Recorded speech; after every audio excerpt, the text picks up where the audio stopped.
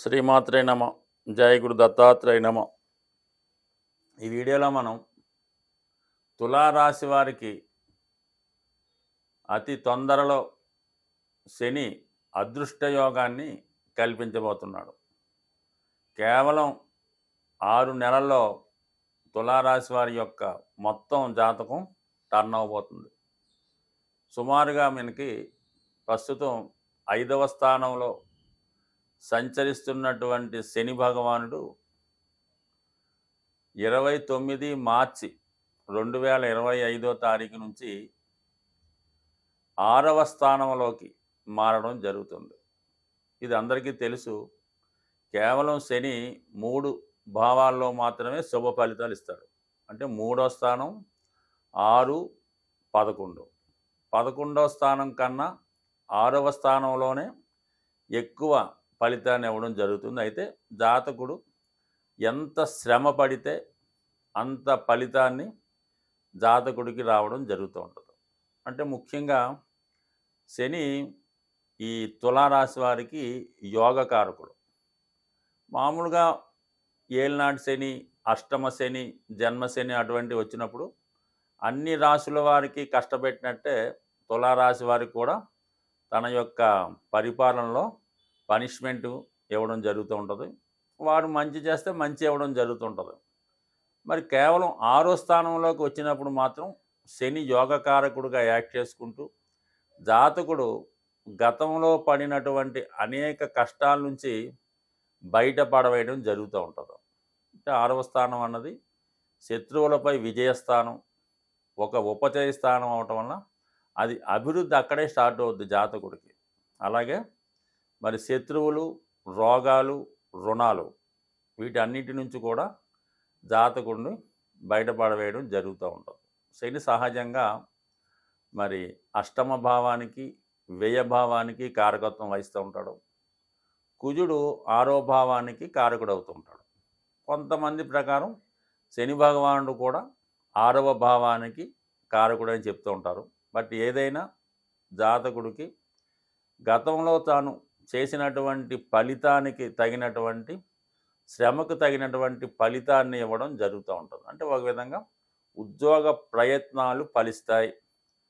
ఎంతో కాలంగా సబార్డినేట్గానో, అసిస్టెంట్గానో చిన్న చిన్న ఉద్యోగాలు చేస్తున్న వారికి ఒకేసారి వారు మరి అభివృద్ధిలోకి రావడం, మంచి పేరు ప్రఖ్యాతులు రావడం, తగిన గుర్తింపు రావడం కూడా జరుగుతూ ఉంటుంది.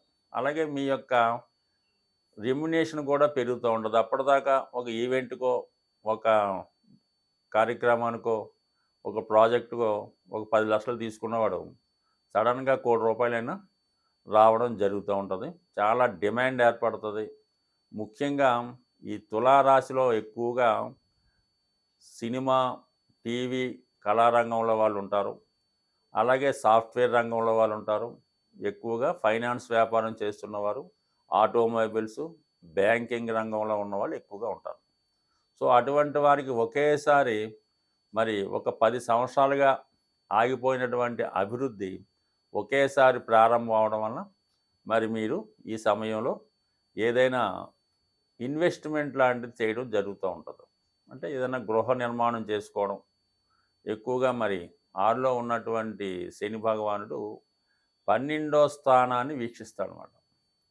అలాగే అష్టమాన్ని కూడా వీక్షిస్తాడు. ఈ 2 కూడా ఆటోమేటిక్గా మీకు ఫేవర్గా అవుతాయి. అంటే శని భగవానుడు ఒక శుభస్థానంలో, అనుకూలమైన స్థానంలో ఉండి చూసే దృష్టి ఎప్పుడు కూడా అనుకూలంగానే ఉంటుంది. అందువల్ల ఏంటంటే అష్టమ భావం చూడటం వల్ల ఏంటంటే సడన్గా మీకు వివాహంలో ఉన్నటువంటి సమస్యలు తొలగడం, అప్పటిదాకా మీ మీదైనా బ్యాన్ ఉన్నా, ఉద్యోగం కోల్పోయి ఉన్నా, ఇంకో కోర్టు కేసులున్నా అవన్నీ కూడా తొలగిపోయి తిరిగి మళ్ళీ మీరు దైనందిన జీవితంలో మళ్ళీ లైమ్ లైట్లోకి రావడం జరుగుతూ ఉంటుంది.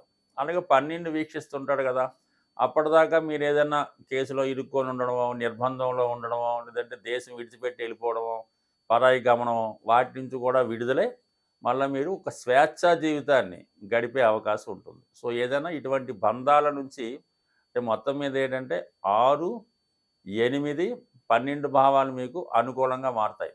ఎవరి జీవితంలో అయినా కేవలం ఇబ్బందులను పెట్టే స్థానాలు ఏంటంటే 6, 8, 12. ఆ భావాల్లో గ్రహం లేకుండా జన్మిస్తే వాడి జీవితం ఏ బాధాబందీ లేకుండా బ్రహ్మాండంగా వెళ్తుంటుంది. మరి ఇప్పుడు ఈ భావాలు అనుకూలంగా యాక్టివేట్ అవ్వడం వల్ల ఒక విపరీత రాజయోగం లాంటిది ఏర్పడి జాతకుడికి ఈ విధంగా రుణాల నుంచి, కోర్టు సమస్యల నుంచి, అలాగే అపవాదాల నుంచి, ఇటువంటి శిక్షల నుంచి, బంధాల నుంచి విముక్తై స్వేచ్ఛా జీవితాన్ని గడిపి తన యొక్క సంపూర్ణమైనటువంటి జీవితాన్ని మరి సుమారుగా ఏప్రిల్ 2025 నుంచి 2.5 సంవత్సరాల పాటు ఒక అదృష్ట యోగం రాబోతుంది ఈ జాతకుడికి. అయితే ఒక కండిషన్ కూడా ఉంటుంది. ఇది సాధారణ లైఫ్‌లో ఉంటూ మామూలుగా యువకులు కంటే ఇంచుమించుగా 65 సంవత్సరాల లోపు ఉన్న వాళ్ళకి పెద్దగా అంతా కలిసి వస్తుంది. కానీ కొద్దిగా ఓల్డ్ ఏజ్‌లోకి వెళ్ళిన వారికి మాత్రం ఇది చాలా వరకు వారిలో గుప్తంగా ఉన్నటువంటి వ్యాధులు, రోగాలు లాంటివి ఏమన్నా ఉంటే అవి బయటపడతాయన్నమాట. అంటే ఏదన్నా ఒక సమస్య పరిష్కారం అయ్యే ముందు ఆ సమస్య పెద్దదవుతుంటది. అలాగే జాతకుడికి చాలా కాలంగా తులారాశి వారికి ఉన్నటువంటి సహజంగా ఉన్నటువంటి కిడ్నీ సంబంధించిన ప్రాబ్లం ఎక్కువగా ఉంటుంది. డయాబెటిక్‌కి సంబంధించింది కామను. యూరిన్ ట్రాక్ సంబంధించింది.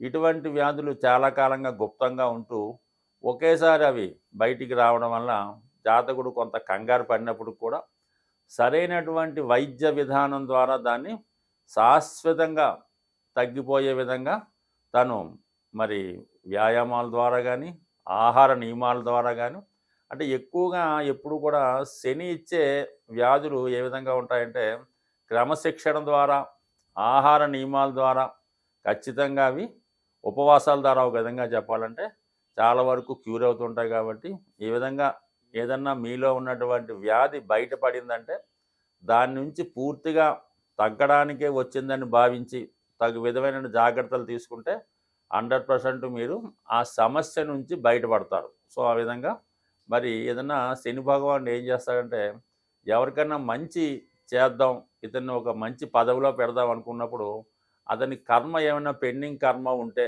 దాని నుంచి బయటపడే విధంగా సమస్యలు సృష్టించి దాంట్లో పనిష్మెంట్ ఇచ్చి దాని నుంచి బయటకు తెచ్చి మళ్ళా అఖండ యోగాన్ని, రాజయోగాన్ని ఇవ్వడం జరుగుతుండదు. కాబట్టి మరి రాబోయే ఈ సుమారు 6 నెలలు ఇంకా మీకు పంచమ స్థానంలో సంచరిస్తాడు. కాబట్టి మీరు చేస్తున్నటువంటి పనులకి అంటే ఏదైనా మంచి మార్గంలో వెళ్తే ఓకే, వేరే మార్గంలో వెళ్ళినప్పుడు ఈజీ మనీయో, స్పెక్యులేషనో ఇంకో దాంట్లో వెళ్తుంటే దాని నుంచి ఏ విధంగా బయటపడితే రాబోయే రోజులన్నీ కూడా మీకు అనుకూలంగా ఉంటాయి.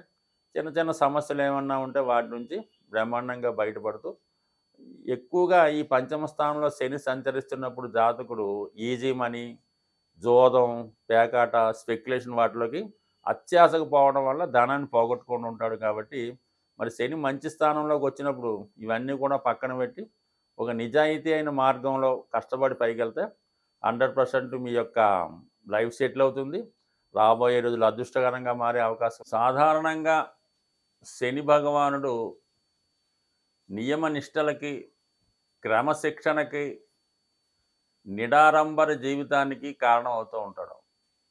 శని ఏ భావంలో ఉన్నా, ఏలినాటి శని కానీ, అష్టమ శని కానీ ఏదైనా సరే తన యొక్క ఫలితాన్ని మంచి ఫలితంగా మార్చుకునే శక్తి కేవలం జాతకుడికి మాత్రమే ఉంటుంది.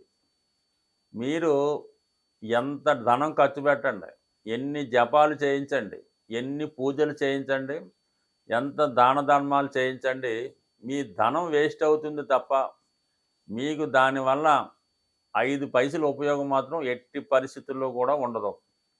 మీరు ఉద్యోగం కోసం ప్రయత్నం చేయకుండా ఏదో జపాలు చేయించాను, దానాలు చేయించాను, జాతకం చూపించాను, ఇంకా ఉద్యోగం రాలేదంటే ఎలా వస్తుంది? ఉద్యోగం ప్రయత్నం చేస్తే వస్తుంది.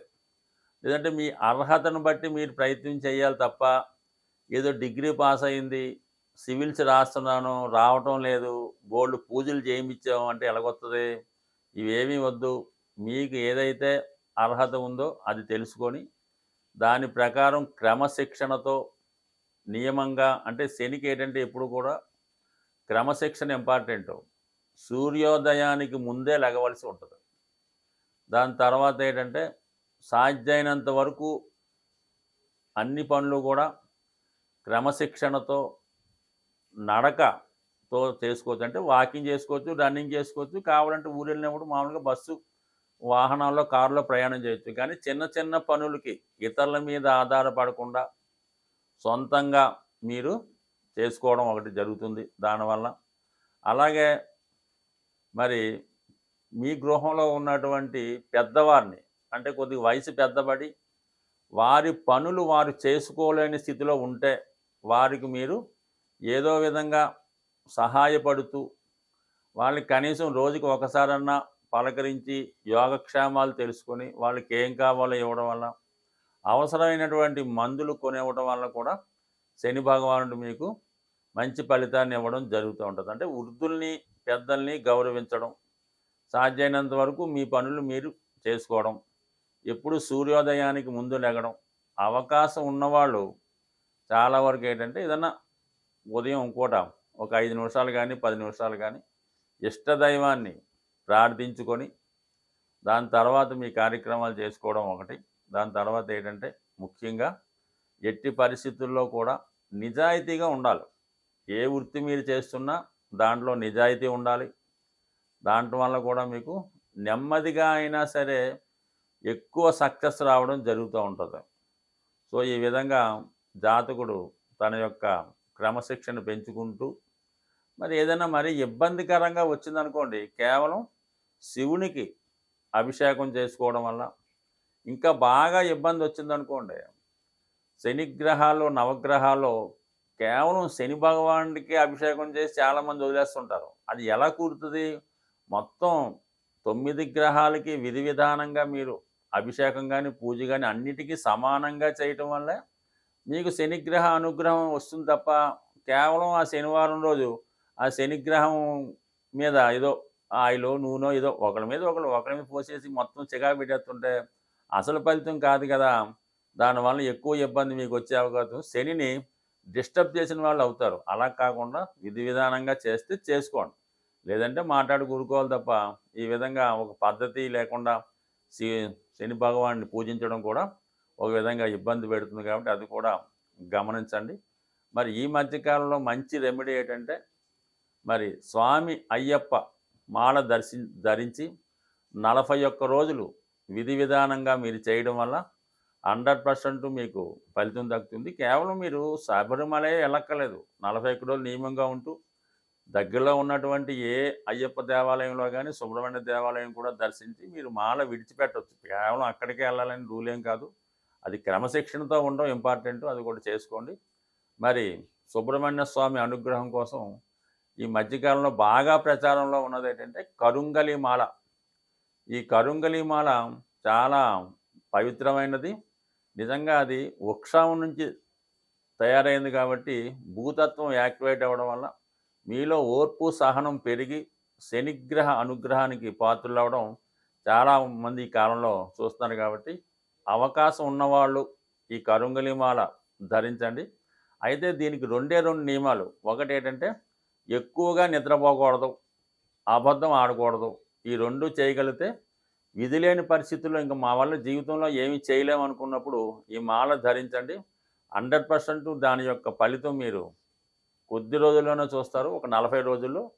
ఇంకా దానివల్ల ఫలితం లేదంటే ఇంకా మీరు మాల తీసి ఒక నమస్కారం పెట్టి మీ పనులు మీరు చేసుకోవచ్చు. స్వస్తి.